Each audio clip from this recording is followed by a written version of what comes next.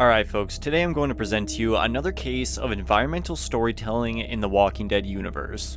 If you're unfamiliar with this series, environmental storytelling has been used in the Walking Dead since its inception. A technique where a series of objects or bodies will be laid out in a way that conveys a story to the viewer without explicitly stating what that story is.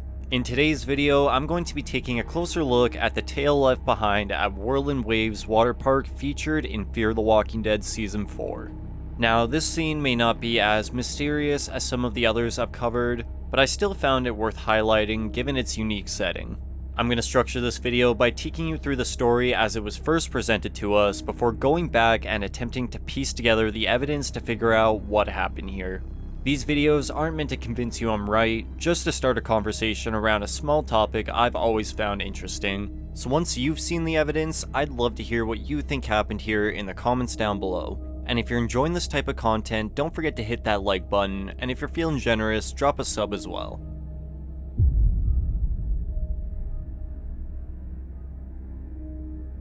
Following a time of relative peace for the Clark family, their new home residing in an abandoned baseball stadium came under threat as a group known as the Vultures had set up camp outside their walls, hoping to pick through whatever was left behind once the community inevitably failed. Yeah, the main story itself is kinda dumb, but where it leads us is what we're going to be focusing on today. While out scouting for medical supplies and food to bring back to the stadium, Alicia Clark and the newly introduced yet standoffish Naomi, who we would actually later come to know as June, come across the abandoned Whirlin Wavez Waterpark near Austin, Texas. Pulling up, it immediately becomes apparent the two weren't the first to visit this place since the fall, as the main gates appear busted in and abandoned cars line the fences. It's as if somebody had built up the perimeter attempting to build a home within, but making their way inside the deserted park, it becomes clear they were unsuccessful in the long run, as the bodies of the dead lie shot and decayed in the grass, while chairs and tables appear scattered and displaced. Given the evidence we've already seen, I think it's safe to say this camp at some point had fallen to a horde of walkers.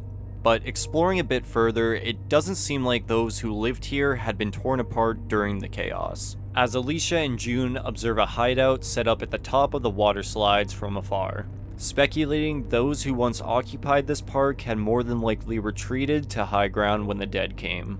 And looking at the barriers surrounding the pools within the fences, it seems the tower was made to be a stronghold as the stairs remain blocked off by furniture, leaving the slides as the only ways in or out, acting as a choke point in case of a walker invasion.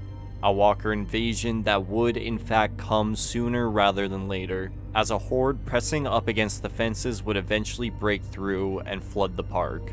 But thanks to their preparations, it appears whoever had fortified this place had survived the initial chaos, but was not successful in retaking their home, as the biters covered in moss remain wandering in the pools as Alicia and June make their way across the park, observing more corpses lying on the ground that appeared to have been shot along the way. Arriving at the slide's entrance, walkers congregate inside the pool, likely drawn by somebody hastily entering during the invasion. But after struggling up the settlement, Alicia and June observe what appears to be a well-stocked hideout, equipped with a machine gun, explaining how so many corpses lie dead around the park. The contents of this camp are rather interesting, as it doesn't exactly look like somebody had hastily retreated up here like June speculated. Instead, it looks to have been the home of a single survivor, as a sleeping area fit for only one person can be seen, and objects like floppy hats and sunscreen are found among the supplies, the type of things you naturally would bring to a pool. It's like this person had a use for everything, and just hoarded whatever they could find in the park and the surrounding area up in the tower, rather than these being their personal artifacts from before. This person, in my opinion, was a lone wolf survivor, and a pretty paranoid one at that, given their level of preparation. But despite their guns still having ammo, they were nowhere to be found. That is, until June is suddenly attacked by a walker, sending her tumbling down a funnel slide to a pit full of a congregating horde trapped by the water, while Alicia is attacked once again above, sending her down to assist June in killing the dead. Clearly, our survivor here must have somehow had a leak despite barricading the stairs, but we don't see any signs of a bloody death in the camp, leading me to believe they had fought their way out, and the ninja walkers in the tower were simply dormant due to no stimulation for an extended period of time, while the others seen in the funnel slide had followed after the survivor during their escape. Investigating the camp further following the close call, the two would discover an abundance of medical supplies, most likely looted from the neighboring area, exactly what the stadium needed. On top of that, June discovers keys to a car out front that she attempts to abandon Alicia with while carrying all the meds. But it appears our survivor had siphoned all the fuel from these vehicles long beforehand, leaving Alicia to catch up and confront her on her inability to trust others and adapt to a community. It seems the individual who occupied the water park had served as a reflection for June herself and her desire to be alone. But as we see from the scene left behind, safety in numbers is the best philosophy in this world. Now, as mentioned, this scene may not be as mysterious as some of the others I've covered, but the pieces are clearly there for us to figure out what happened. I do strongly believe this place was occupied by a single survivalist, as there only appears to be one area for sleeping in the tower, despite the hoard of supplies. And from what I can tell, most of the bodies lying on the ground appear to have been shot by the survivor above, not ripped apart by the dead during the chaos. Although despite seemingly picking quite a few walkers off on all sides of the park, the gun was strangely still partially loaded when discovered by Alicia, implying they were interrupted by the walkers in the tower rather quickly into the attack. But how the dead made their way up during the firing while the stairs were blocked in the first place is a complete mystery on its own. I'm now going to attempt to piece together a story as to what happened here, but again, I am just theorizing based on what I've noticed, so it's entirely possible I could misinterpret or miss some evidence entirely. But like always, this is where you guys come in. I'd love to hear what you believe happened here in the comments down below.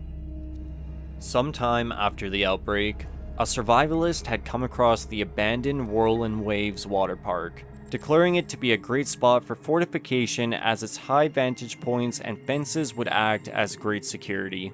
Once inside, they would get to work, securing the perimeters with signs and other junk while lining the abandoned vehicles against said fences for additional support, before siphoning all the gas to prepare an escape car just in case. The main gate was sturdy, but our survivalist was not taking any chances, creating a maze within the fences surrounding the pools in the event a herd did attack. They had set up their base of operations at the top of the park and created choke points to make the slides the only way in and out as the stairs were barricaded below, arming themselves with a machine gun above as all their supplies remained stashed within. They knew if anything were to happen and they were to be stuck there, they would need all the resources they could get, so absolutely everything considered even remotely useful would be moved up. Despite having all this room inside the park, our survivor here preferred to live at a high vantage point, only using the lower levels to build their defenses against the dead further as their paranoia increased.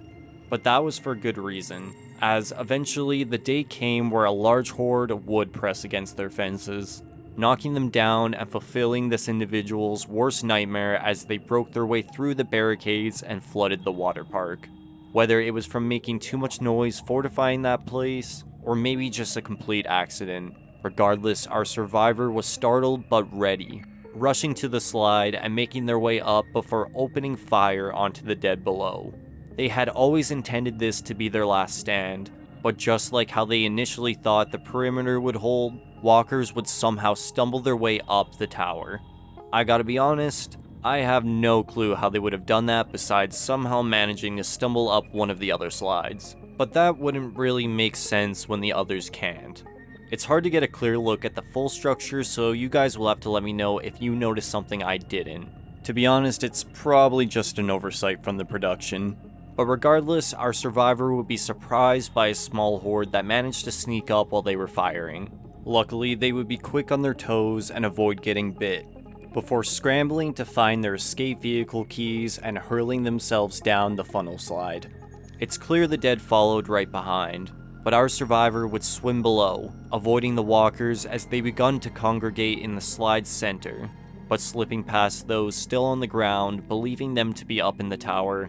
They would make it out of the park and hop into their escape vehicle, taking off with nothing to their name but a second chance at life. This individual had wished to take on the world alone, but maybe if they had others watching their back, they would have been able to stand their ground.